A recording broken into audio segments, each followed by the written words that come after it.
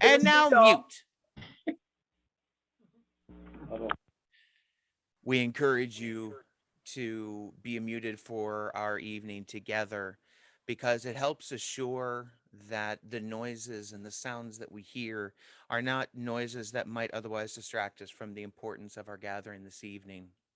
We make joyful noises with one another, but sometimes the lag that exists with the internet can make it difficult to see the joy that is within there. As was mentioned earlier, the live transcription isn't working quite right at this moment. It's a feature that for some reason wasn't appearing to happen. So this service is being recorded and will be uploaded to YouTube. A link will be sent out as well. So you should be able to get the transcription from there as well. And we would encourage you to share this service with anyone who might need it. Throughout this evening, your screen may flash a few times as the speakers change, as the pastors of the Trotwood, Happy Corner, and Lower Miami and Salem Churches of the Brethren have constructed this Good Friday service with the intention of focusing us to reflect on images and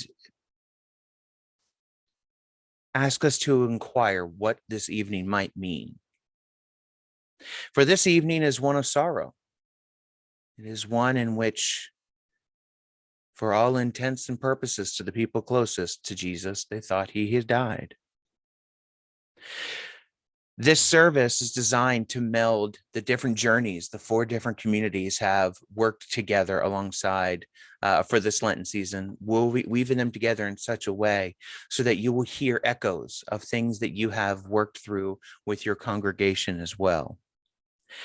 So tonight is intended to not be just a moment of contemplation. It is also a moment of deep reflective prayer. And so while we welcome you to this time of worship, let us recognize that this is also a time of prayer.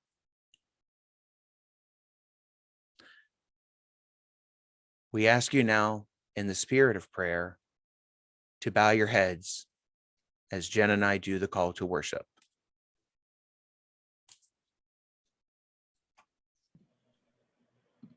We have been here before. A place of grieving and mourning. We have been here before. A night that seems it won't end. We have been here before. Knee deep in fear, knee deep in doubt. We have been here before. Good Friday, the night Christ dies.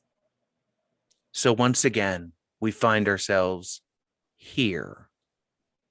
In community, in God's arms. Where else would we go when the world falls apart?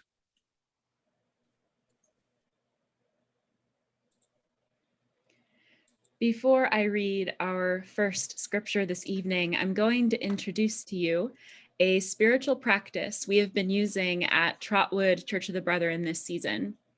We have been practicing something called Visio Divina. This is Latin for sacred seeing. In this practice, we view an image, in this case, an image of Jesus.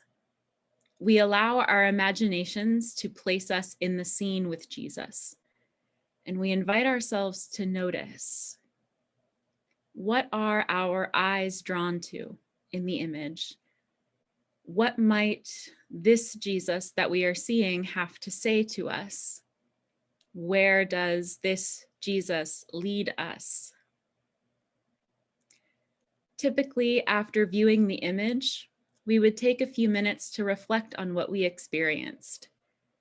But tonight, I invite you to do so using the chat feature in our Zoom room, or I invite you to ponder quietly to yourself, or perhaps whisper to your neighbor if you have one. We will practice Visio Divina together this evening twice. Once just after this first scripture that I'm going to read for us, and once at the end. As you gaze at these images, what arises for you? Hear now these words from the Gospel of Matthew.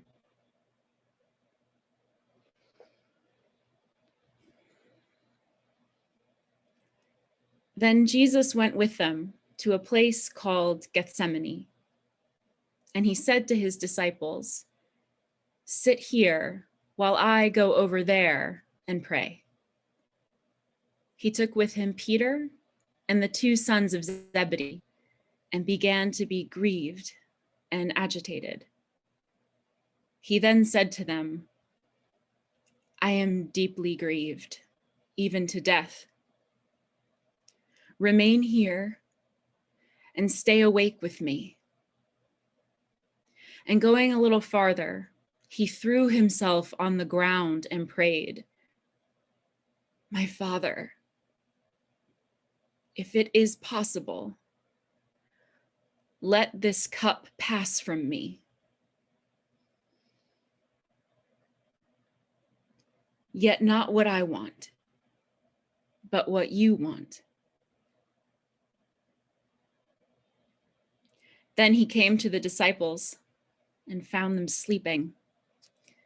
And he said to Peter, "So, could you not stay awake with me 1 hour? Stay awake and pray that you may not come into the time of trial. The spirit indeed is willing, but the flesh is weak." Again, he went away for a second time and prayed, "My Father, if this cannot pass unless I drink it, your will be done." Again, he came and found them sleeping, for their eyes were heavy. So, leaving them again, he went away and prayed for the third time, saying the same words. Then he came to the disciples and said to them, "Are you still sleeping and taking your rest? See, the hour is at hand, and the Son of Man is betrayed into the hands of sinners. Get up. Let us be going. See, my betrayer is at hand." While he was still speaking, Judas, one of the 12, arrived. With him was a large crowd with swords and clubs from the chief priests and the elders of the people. Now the betrayer had given them a sign, saying, "The one I will kiss is the man. Arrest him." At once he came to Jesus and he said, "Greetings, Rabbi," and kissed him. Jesus said to him, "Friend, do what you came here to do." Then they came and laid hands on him and arrested him.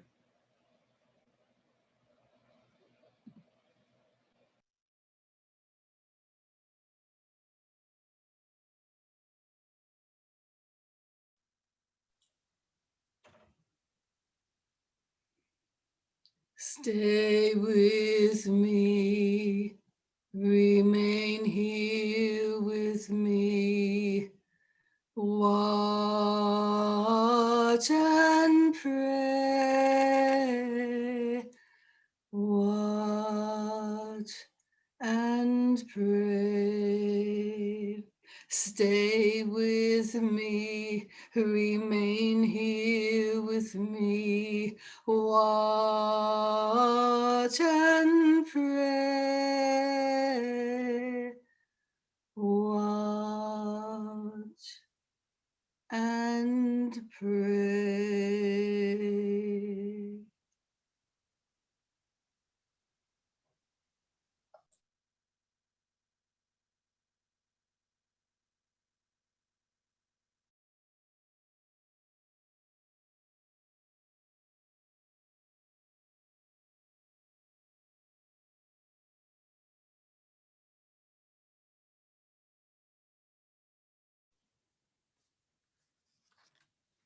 invite you to hear these words again from Matthew's Gospel.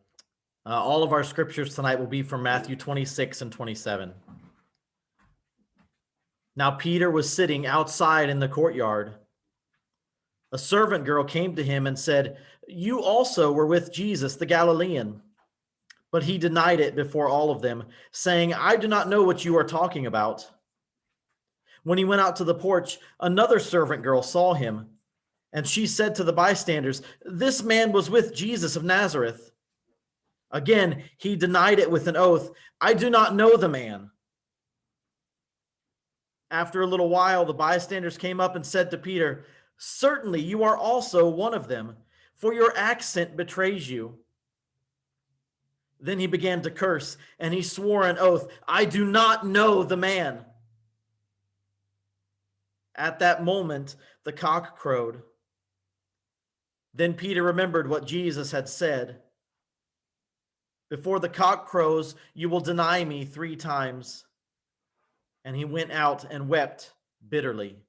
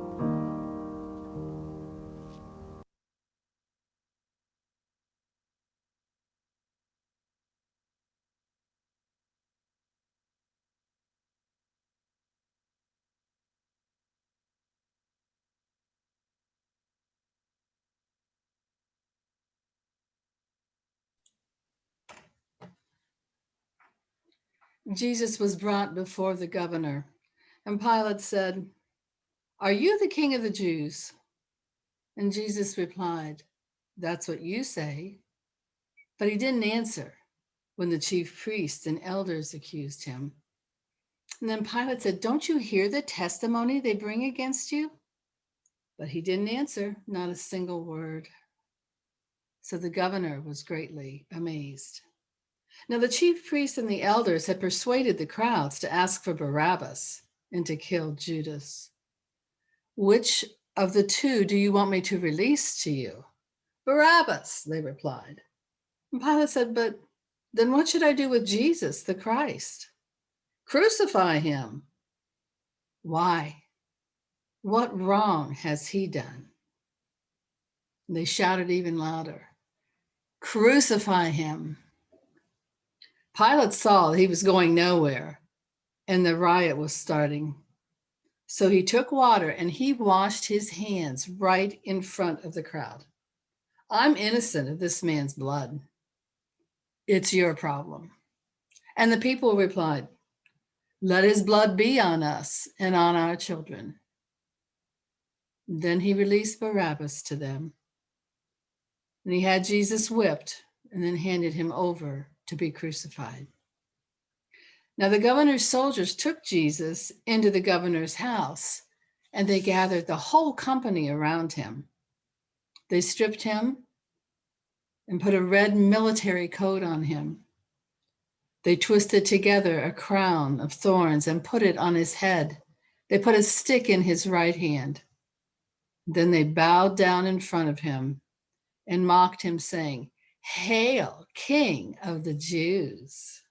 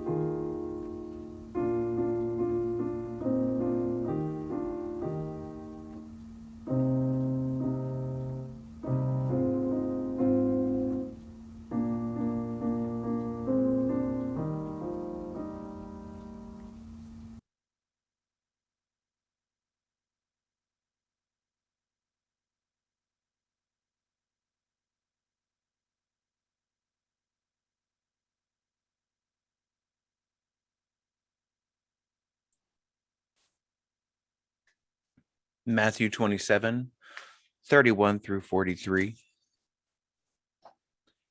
When they finished mocking him, they stripped him of the military coat and put his own clothes back on him. They led him away to crucify him. As they were going out, they found Simon, a man from Cyrene.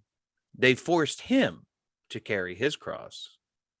When they came to a place called Golgotha, which means skull place, they gave Jesus wine mixed with vinegar to drink.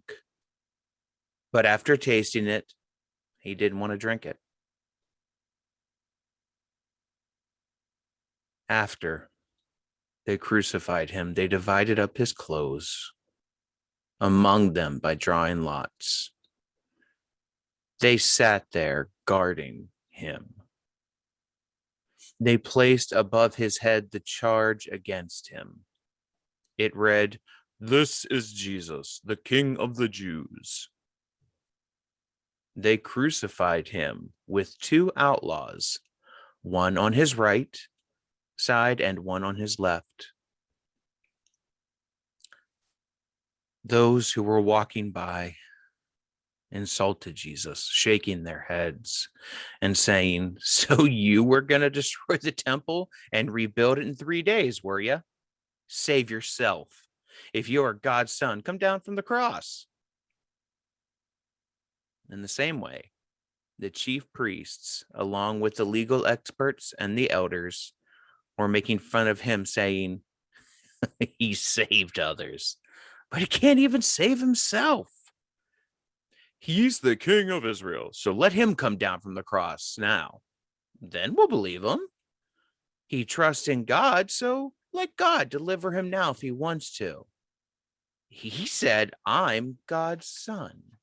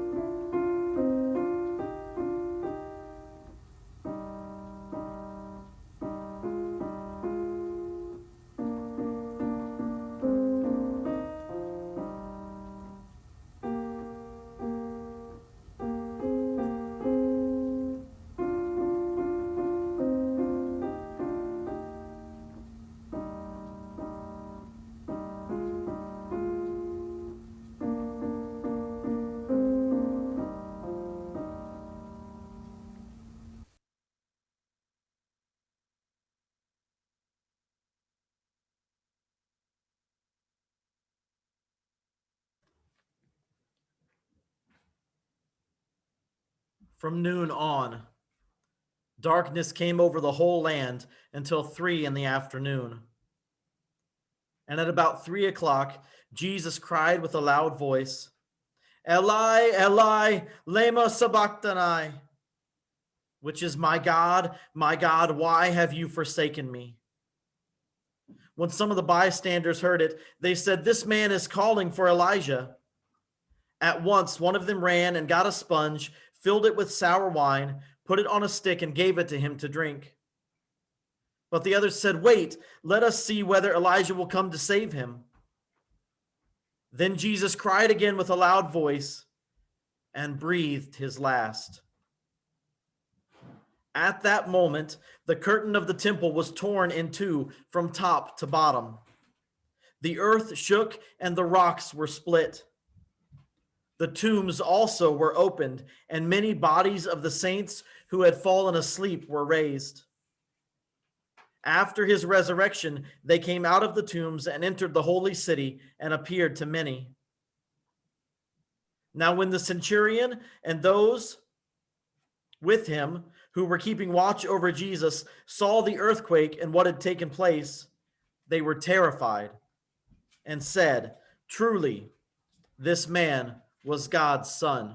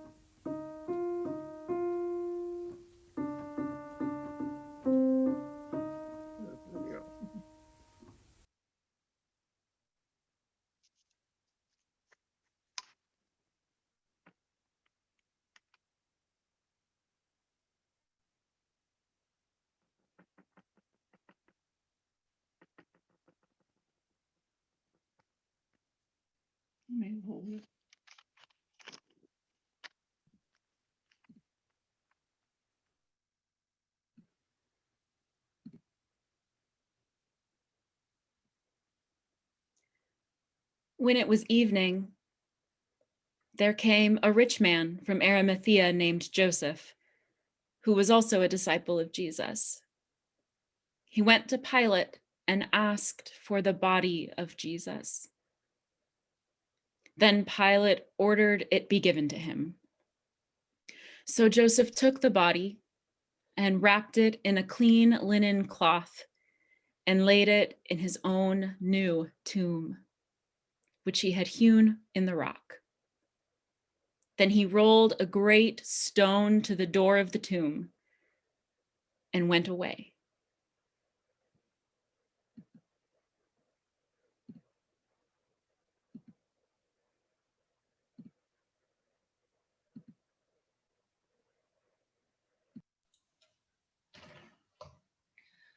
Were you there when they crucified my Lord?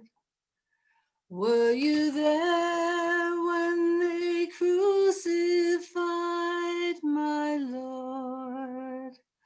Oh, sometimes it causes me to tremble, tremble, tremble. Were you there when they crucified my Lord? Were you there when they crucified my Lord? Were you there when they crucified my Lord? Oh, sometimes it causes me to tremble, tremble, tremble. Were you there when they crucified my Lord?